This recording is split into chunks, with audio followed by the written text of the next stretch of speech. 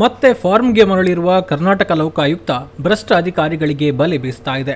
ಈ ನಡುವೆ ಜೂನ್ 28ರಂದು ಭಾರೀ ಪ್ರಮಾಣದ ದಾಳಿಯನ್ನ ಲೋಕಾಯುಕ್ತ ರಾಜ್ಯಾದ್ಯಂತ ನಡೆಸಿದ್ದು ಭಾರೀ ಅಕ್ರಮ ಸಂಪತ್ತನ್ನ ಪತ್ತೆ ಹಚ್ಚಿದೆ. ಈ ನಡುವೆ ಅಕ್ರಮ ಆಸ್ತಿ ಹೊಂದಿರುವ ಆರೋಪದ ಮೇಲೆ ಭ್ರಷ್ಟಾಚಾರ ನಿಯಂತ್ರಣ ಕಾಯ್ದೆಯಡಿ ಪ್ರಕರಣ ದಾಖಲಾಗಿರುವ ಕೆಆರ್ಪುರ ತಾಲೂಕಿನ ತಹಶೀಲ್ದಾರ್ ಅಜಿತ್ ರೈ ಸೊರಕೆ ವಿರುದ್ಧದ ತನಿಖೆಗೆ ಇದೀಗ ವಿಶೇಷ ತನಿಖಾ ತಂಡವನ್ನೇ ರಚಿಸಲಾಗಿದೆ.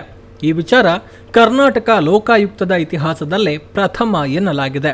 ಈ ಮೂಲಕ ಅಜಿತ್ ರೈಯ ಆಸ್ತಿಯ ಹಿಂದಿನ ಎಳೆ ಮಾಹಿತಿಯನ್ನ ಕಲೆ ಹಾಕಲು ಅಖಾಡ ಸಜ್ಜುಗೊಂಡಿದೆ. ಜೂನ್ 28ರಂದು ಬೆಳ್ಳಂಬೆಳಗ್ಗೆ ಕಣ್ಣು ಬಿಡುವ ಮುಂಚೆಯೇ ಕರ್ನಾಟಕದಾದ್ಯಂತ ಭ್ರಷ್ಟಾಚಾರದ ಆರೋಪ ಹೊತ್ತಿರುವ 15ಕ್ಕೂ ಅಧಿಕ ಅಧಿಕಾರಿಗಳ ಮನೆಗೆ ಲೋಕಾಯುಕ್ತ ಪೊಲೀಸರು ದಾಳಿ ಮಾಡಿದ್ರು.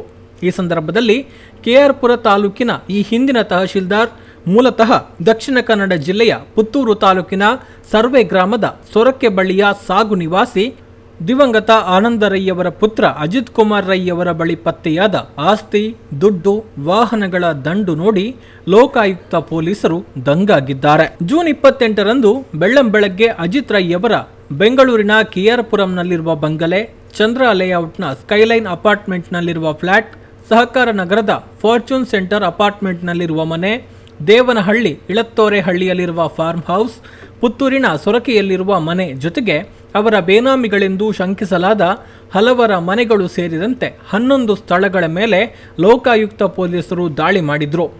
ಸರಿಸುಮಾರು 30 ಗಂಟೆಗಳಿಗೂ ಅಧಿಕ ಕಾಲ ತಲಾಶ್ನ ಬಳಿಕ 40 ಲಕ್ಷ ರೂಪಾಯಿ ನಗದು, 700 ಗ್ರಾಂ ಚಿನ್ನಾಭರಣ, ವಿದೇಶಿ ಮದ್ಯದ ಬಾಟಲಿಗಳು, ದುಬಾರಿ ವಾಚ್ಗಳು, 1.90 ಕೋಟಿ ರೂಪಾಯಿ ಮೌಲ್ಯದ ಇನ್ನಿತರ ವಸ್ತುಗಳು, ದುಬಾರಿ ಬೆಲೆಯ 11 ಐಷಾರಾಮಿ ಕಾರ್ಗಳು, ಬೈಕ್ಗಳು, 150 ಎಕರೆಗೂ ಹೆಚ್ಚು ಜಮೀನು ಸೇರಿದಂತೆ ಸದ್ಯದ ಮಾರುಕಟ್ಟೆ ಬೆಲೆಯಲ್ಲಿ 500 ಕೋಟಿ ರೂಪಾಯಿಗೂ ಹೆಚ್ಚು ಮೌಲ್ಯದ ಬೇನಾಮಿ ಆಸ್ತಿ ಗಳಿಸಿರುವ ಆರೋಪ ಅಜಿತ್ ರೈ ಮೇಲಿದೆ. ಜೊತೆಗೆ ಶೋಧದ ವೇಳೆ ಸಾವಿರಾರು ಪುಟಗಳಷ್ಟು ದಾಖಲೆಗಳನ್ನು ವಶಪಡಿಸಿಕೊಳ್ಳಲಾಗಿದೆ.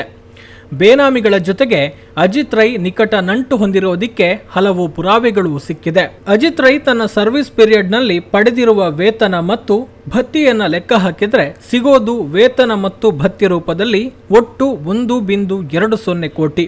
ಆದರೆ ಅವರ ಬಳಿ 11 ದುಬಾರಿ ಬೆಲೆಯ ಕಾರುಗಳು ಪತ್ತೆಯಾಗಿದೆ. ಅವುಗಳಲ್ಲಿ ಲ್ಯಾಂಡ್ ಕ್ರೂಸರ್ನ ಬೆಲೆ ಬರೋಬ್ಬರಿ 2.5 ಕೋಟಿ.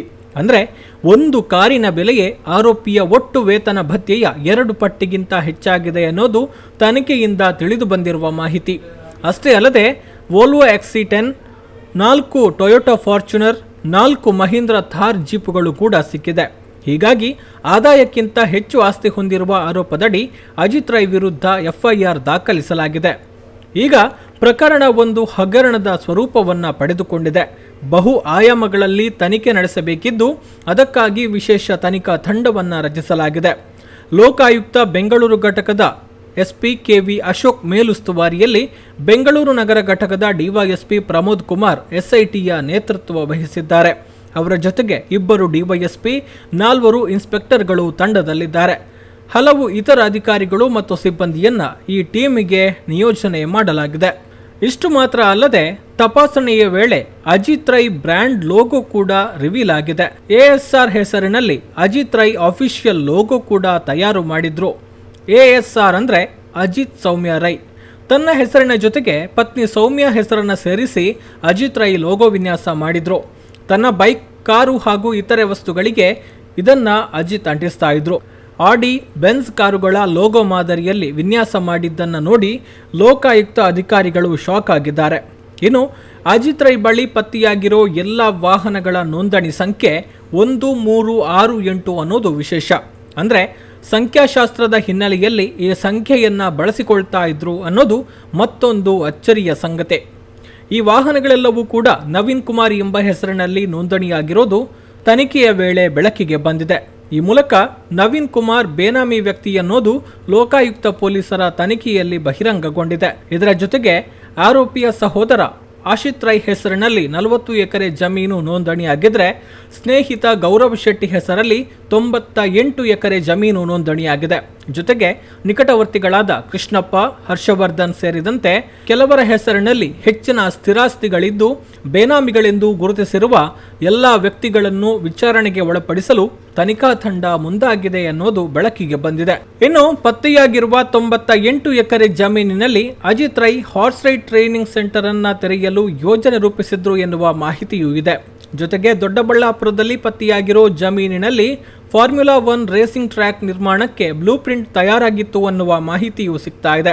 ಅಲ್ಲದೆ ಅಜಿತ್ ರೈ ಆಸ್ತಿಯಲ್ಲಿ ದಕ್ಷಿಣ ಕನ್ನಡ ಜಿಲ್ಲೆಯ ಪ್ರಭಾವಿ ರಾಜಕಾರಣಿ, ಉದ್ಯಮಿಗಳ ಪಾಲು ಇದೆ ಎನ್ನುವ ಮಾತು ಕೂಡ ಹರಿದಾಡ್ತಾ ಇದೆ.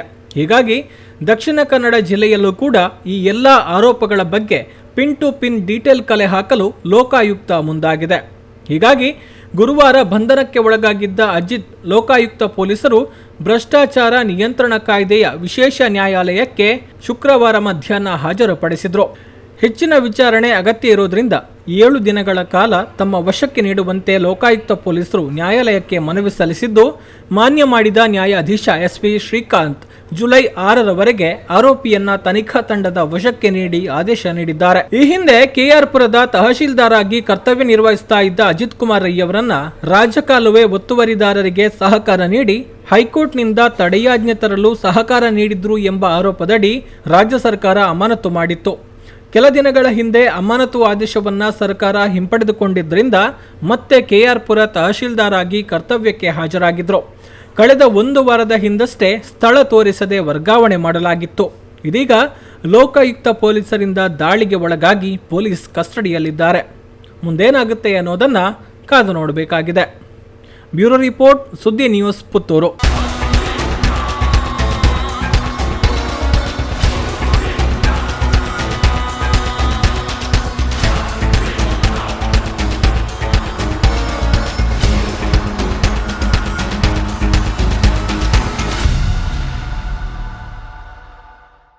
ನಿಮ್ಮ ಕನಸಿನ ಗೃಹ ಇನ್ನಷ್ಟು ಅಲಂಕಾರವಾಗಿಸಲು ನೂತನ ಡಿಸೈನ್ಗಳುಳ್ಳ ಫರ್ನಿಚರ್ಗಳು ಈಗ ಫ್ಯಾಕ್ಟರಿ ಬೆಲೆಯಲ್ಲಿ. ಡಿಜಿ ಫರ್ನಿಚರ್ ಫ್ಯಾಕ್ಟರಿ ಔಟ್ಲೆಟ್ ಈಗ ಪುತ್ತೂರಿನಲ್ಲಿ ಪ್ರವರ್ತನೆ ಆರಂಭಗೊಂಡಿದೆ.